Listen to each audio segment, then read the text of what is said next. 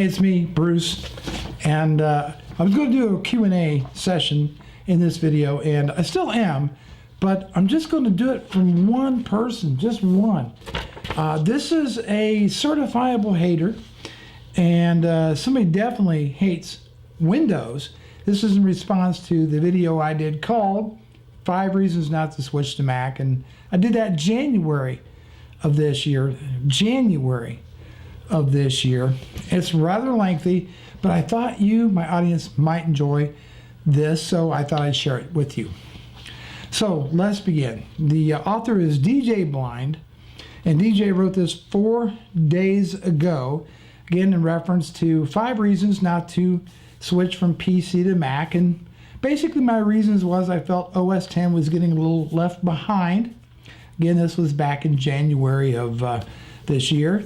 Apple tending to neglect their hardware, abandoning the pro market, introducing lots and lots of non-upgradable hardware, just to name a few. And of course, the pièce de résistance, I feel that Apple is getting very arrogant in the way they think of their customers. That's my opinion, and that's what that video was. It was an op-ed piece. Okay, so that kind of puts things in perspective. DJ writes, Do you really believe what you are saying, sir? Yes, I do. You're posting this video in 2016. You're asking about 4K screens. Hasn't anyone told you that before that Apple invented 5K 2 years ago? Like 4 question marks. Okay, I was referring to a 4K Thunderbolt display. The Thunderbolt display hadn't been updated in a long time, and just recently it's announced that Apple's discontinuing them. Now, on the subject of 5K, let's go back in time. Epic Red, or in 2008, Epic, the Red Dragon, whatever the name of that camera is, came out with the 5K sensor. In CES in 2014, Samsung introduced the first 5K television set. Dell introduced the first 5K computer monitor in September of 2014, and Apple introduced the 5K iMac in October 2014. So, DJ, Apple did not invent the 5K display.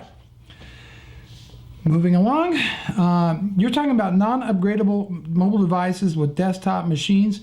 Hasn't anyone told you that the Mac Pro is fully upgradable? It is, to the best of my knowledge, the only somewhat upgradable machine that Apple offers. The Mac Pro. However, Apple does not allow you to add PCIe cards to it like they did the old Mac Pro. So what Apple really intends you to do is expand that machine through external devices using Thunderbolt or USB. Apple also hasn't upgraded that machine or updated it in several years, ever since its introduction. The rest of the Apple product line is either not upgradable at all or only somewhat upgradable. Moving along, what good am I going to get from upgrading my laptop if it's just a mobile device?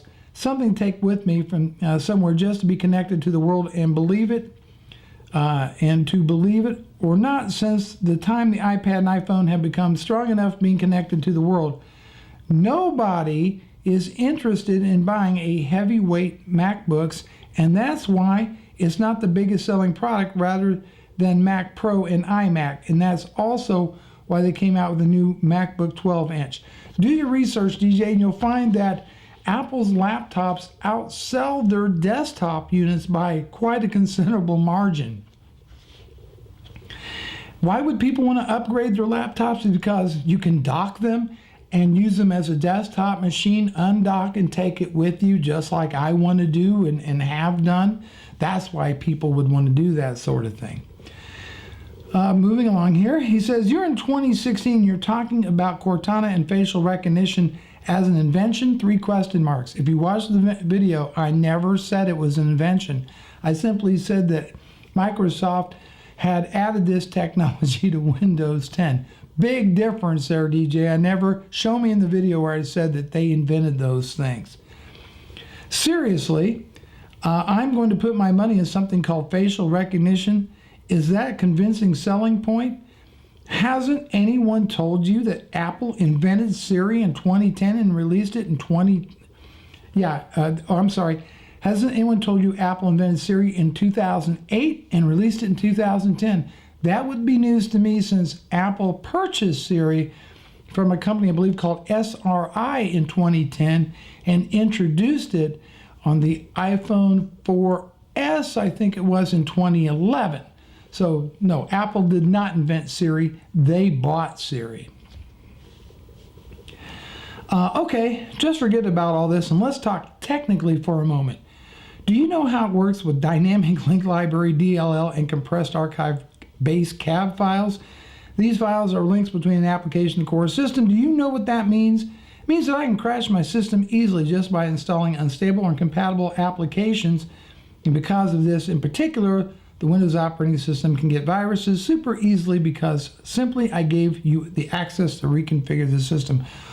Well, let's talk about that just briefly. The job of malware, the first and foremost, is to what? It's to install itself into the registry to make sure that it starts every time you start up a computer. And the next thing, to go looking for applications on your hard drive that it can infect. That's how they work. Now, one of the problems is that most antivirus applications out there do not verify the validity of loaded libraries in the system at boot. This is a problem. However, a lot of the problem is not a Microsoft issue, it is a developer issue, because they're not digitally signing their EXEs, they're not validating the MD5s, and they're also not validating the directory and location of the libraries. And so if you're going to be sloppy as a developer, and there's lots of sloppy developers out there, you're making these applications easily accessible to malware. It's not necessarily, we can argue to the cows come home, as to the architecture of Windows and how this works. And of course, this is one of the reasons why Microsoft is pushing the unified Windows platform so heavily, as these things become more and more relegated to the past. As far as getting access to your system, maybe you're doing some things you shouldn't be doing on your system. I've had a Windows PC for many, many years, and not one time have ever had a virus. So let's leave it at that. He goes on to say, something else. Why do I have to buy an operating system almost $800 plus the computer expenses? 3 question marks. WTF? What? You can go on and buy a Windows Pro 10 OEM license for under $100. Way cheaper than that if you look in the right places. Well, I'm getting it for free if I buy an Apple product. Then you're really not getting it for free, are you, DJ? You had to buy the Apple product to do so. Okay. Why do I have to get every single device driver? Even if you're plugging in a flash stick, Windows still needs to search for a suitable driver for it to recognize it.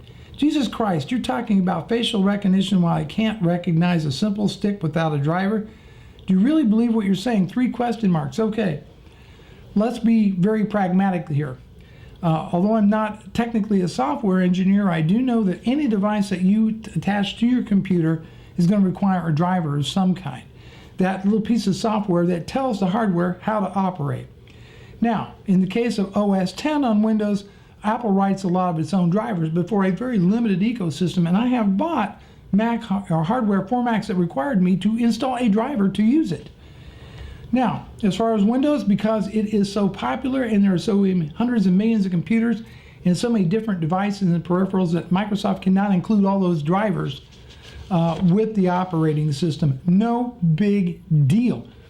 Plug and play has worked beautifully with me on my system, I think for most people. But on the rare exception you need a driver, it's no big deal. And finally, I guess it's not finally, why do I have to reboot my machine every single update process? I don't know, I don't have to reboot mine every single time, but yeah, I get the point. I do understand that. Oh yes. Why hasn't anyone told you that Microsoft announced that Windows 10 is the last Windows ever? They're not going to produce any other Windows just because people are not interested in Windows anymore, and they're losing the selling achievement for this production line. What? What? What Microsoft said, they're not Yes, this is from now on just Windows. There's not going to be, like Windows 11 or whatever. This is it. The last named version of Windows, apparently. It's kind of ambiguous, but they're still going to work and still going to continue. Windows is going to keep progressing right along. It's going to become a service. It's a service. It'll just be Windows, just like Apple did. No more OS 10, right? Now it's going to be just Mac OS, and that's what's going to happen to Windows. This is going to be Windows. No one really cares about the version numbers anymore anyway. And finally, to be fair, Microsoft made a huge leapfrog by inventing Microsoft Office and Windows 2008 Server Edition. Oh, okay. I can't ignore this fact, even though I've tried to compare Office with iWork. Office will be up ahead. One last thing you should keep in mind, the reselling point of both machines. Well, okay, I believe the work for Office actually began developing software for Apple.